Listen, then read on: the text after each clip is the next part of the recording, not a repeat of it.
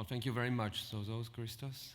Good morning, ladies and gentlemen. And let me thank through you, Sozos, Peter Müller and ECTA for the very kind invitation to join the ECTA large family this year again. I think the last time was in Stockholm, so that was dating back a little bit.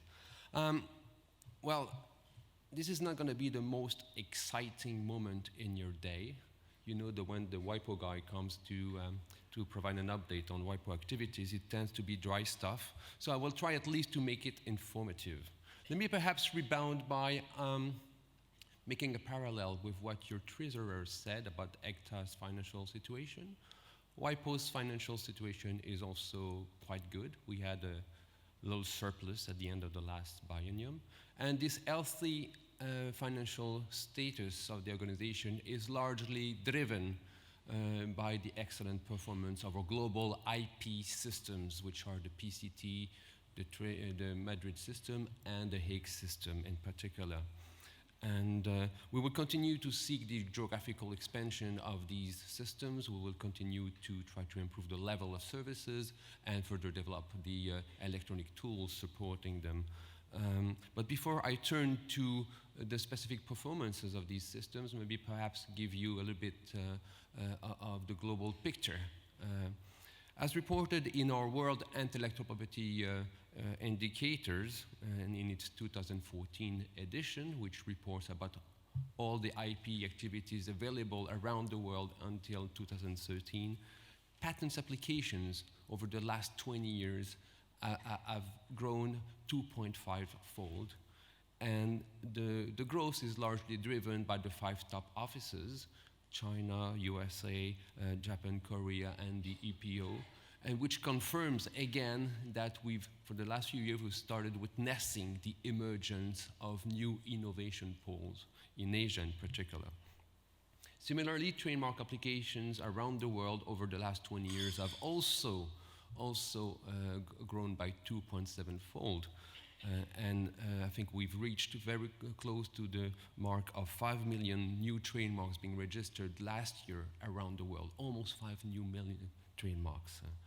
Industrial design application over the last 20 years have grown 5-fold, quite a remarkable growth, largely driven by the situation in China, but not exclusively.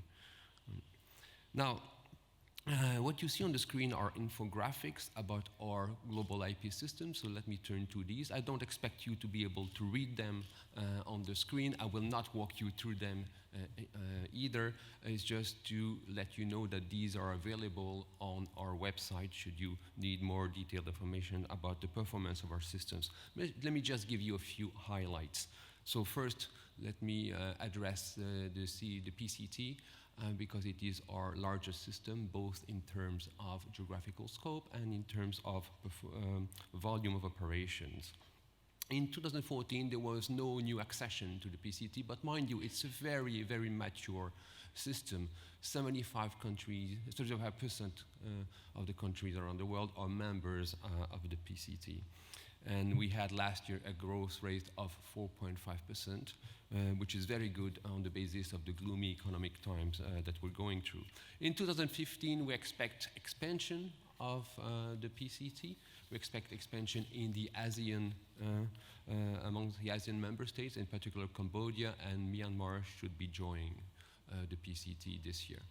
Now, let me perhaps turn to something that I think may be closer to ECTA members' interest, that is trademarks and designs. So regarding the Madrid system, which is the infographic that you see on the right-hand side, I think, in 2014, we've had 2 new accessions that came into effect in 2015, but they were received in 2014, and one of them was OAPI, so that's quite important because OAPI does cover 17 member states, so suddenly it's quite a stretch in the geographical coverage of the Madrid system. In this year, we will be, well, in fact, Cambodia's accession has already become effective last week. And that means that with Cambodia's accession becoming effective, we're now covering 95 contracting parties in the Madrid system, and that covers, because of the presence of OAPI and the presence of the EU as members in particular, that covers over 110 national jurisdictions. So it's really becoming a truly global system. We're expecting a few new accessions again this year, still in the ASEAN region, and from countries like Trinidad and Tobago or Gambia. And we're predicting a filing growth of about 5%. However, the economy has to be closely monitored. It's true, it's a trite thing to say that the unpegging of the Swiss franc to the euro has damaged a little bit the competitiveness of the Madrid system, especially for European and US filers. Regarding the legal framework, the famous basic mark issue still needs to be debated. Just until last couple of weeks, I think, WIPO was conducting a survey on dependency principle issues, and the outcome of this survey, the result of this survey, will be presented to the working group for the legal development of the Madrid system at the session that will be held in November. And we certainly hope that quite many ECTA members have had an opportunity to participate to the survey, to share their views from a user's standpoint as to these issues relating to the requirement of a basic mark. Now, let me turn perhaps to the Hague system. We've had in 2014 quite an important accession. The Republic of Korea became a member not even a year ago, in July 2014, and that really has created an impetus for other country parties to join, mainly the USA and Japan, who both became members, effective members, on May 13. Last year we had quite a hike in designs being filed with us, plus 10%. This year we're expecting an increase between 25 to 40%. It's hard to come with a more specific forecast, but we expect quite a hike, definitely in view of this expansion to these important design jurisdictions that are Korea, Japan, and United States. Korea is the third largest place for design filings around the world. The USA are ranking fourth and Japan is ranking fifth. So with the EU already being a member, which is the second around the world, that means that the second to fifth largest jurisdictions for design filings are now being covered by the Hague system. And this year we're expecting a few more accessions, also in the ASEAN. We're expecting Vietnam, and maybe next year we'll be getting the Russian Federation. In the longer term, we're expecting other countries like China and Canada to join. Now let me turn to an area that I'm less familiar with, so do bear with me with patience. But I know it's close to the heart of many of you, is because you're serving as panelists. That's the activity at the WIPO Arbitration and Mediation Center. Since the first AUDRP case was decided in 1999, case filings have passed the 30,000 mark, encompassing over 58,000 domain names. So again, it really is a booming area. And registration in new generic top-level domains being introduced have started to trigger UDRP case. We also, last year, have UDRP cases that involve parties from 108 different countries, and that were decided by 297 WIPO panelists coming from 43 different countries. So this gives an idea of how universal the phenomenon is. The US were the largest filer, followed by France. However, the top filer itself was a Swiss company, Philip Morris, who filed 81 cases.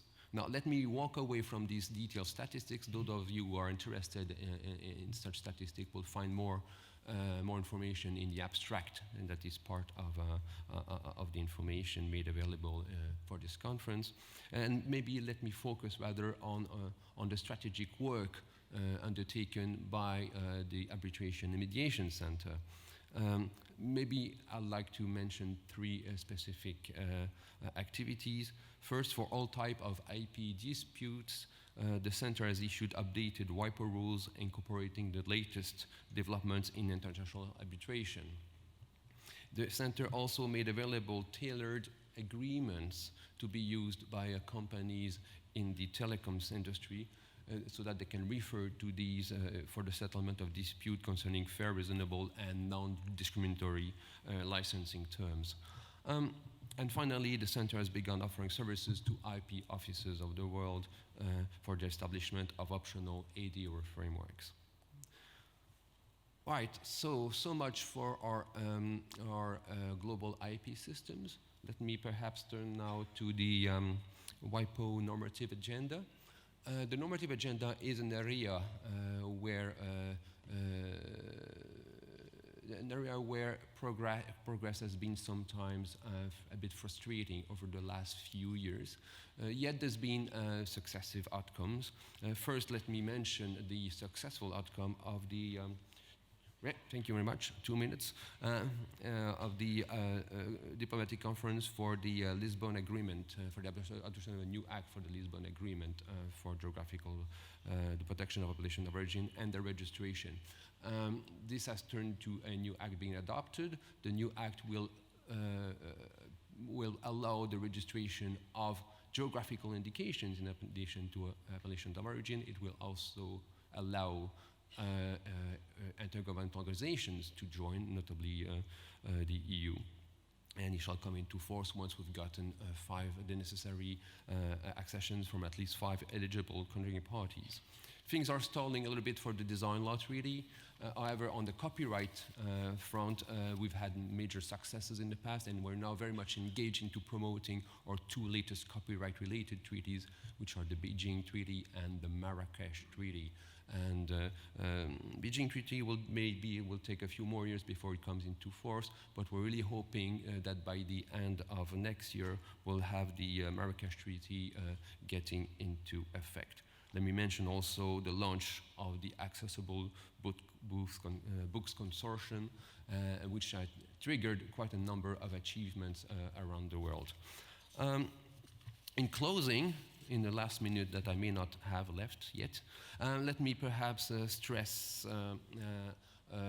how important we see at WIPO that organizations such as ECTA remained engaged in the dialogue with us.